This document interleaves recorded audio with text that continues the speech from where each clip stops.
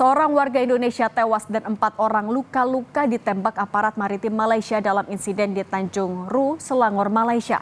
Bagaimana pemerintah Indonesia harus bersikap atas kasus ini? Kami akan bahas bersama Direktur Eksekutif Migrant Care Wahyu Susilo. Pak Wahyu, selamat petang. Selamat sore.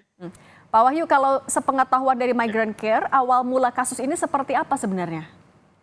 Ya, sebenarnya kasus ini itu kawasan Selat Malaka itu kan kawasan yang memang biasa untuk hilir mudik ya dari teman-teman pekerja migran. Nah, ini memang sebuah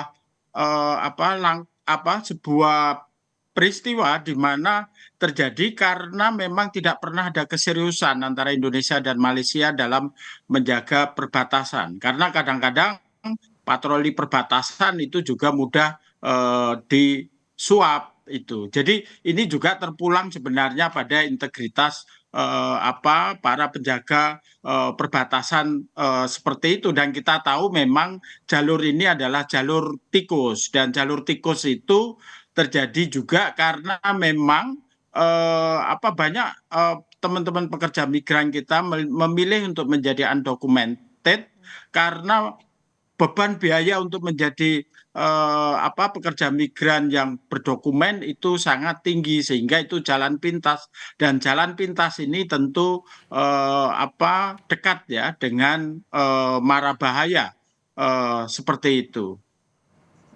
Pak Wahyu, tapi kalau menegaskan dulu, kalau identitas dari kelima korban ini sudah diketahui dari Migrant Care? Nah, ya, saya kira ini tentu tugas dari negara ya, tapi kita tahu ada beberapa korban itu teridentifikasi memang misalnya berasal dari Aceh. Dari Aceh ini kan kita bisa lihat bahwa memang mungkin itu jalur kultural yang sudah lama mereka lalui ya pada masa ketika mereka ke Malaysia, karena ternyata Aceh dan Malaysia itu kan hanya dibatasi oleh Selat Malaka, seperti itu, Mbak. Artinya kalau dari Migrant Care mendorongnya untuk di perbatasan itu harus ada apa sikap dari pemerintah? Ya, pertama adalah adanya penjagaan penjagaan perbatasan yang serius ya, dan juga petugas-petugas perbatasan baik Indonesia maupun Malaysia itu yang tidak mudah disuap, tetapi juga yang punya perspektif pada perlindungan hak asasi manusia, sehingga tidak melakukan langsung ya penembakan langsung, atau dalam bahasa hak asasi manusia itu extrajudicial killing, karena itu adalah pelanggaran hak asasi manusia, mengakhiri nyawa orang atau membunuh tanpa proses-proses legal, seperti itu. Oke. Pak Wahyu, kalau untuk kondisi dari 4 korban yang masih ada di Malaysia, sejauh ini seperti apa yang diketahui Migrant Care?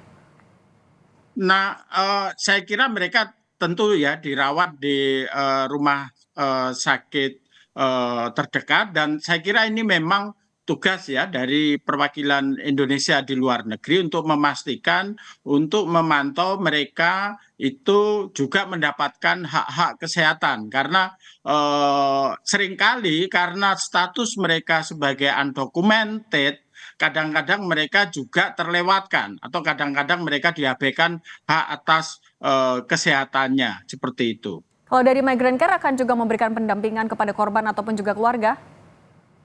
Ya, saya kira ini kan tugas negara ya, tugas negara. Jadi yang paling utama adalah tugas negara untuk melakukan advokasi terhadap mereka. Yang kita lakukan adalah memastikan, memonitor negara itu bekerja untuk mereka, memastikan tetap ada akses keadilan bagi mereka, karena seringkali hanya karena status mereka sebagai undocumented, bahkan negara turut serta menyalahkan mereka, seperti itu, Mbak. Oke, Pak Wahyu, kalau dari catatan Migrant Care sebenarnya kasus seperti ini yang terjadi di perbatasan, apakah ini yang pertama atau sebenarnya sudah ada catatan-catatan sebelumnya yang harusnya dievaluasi?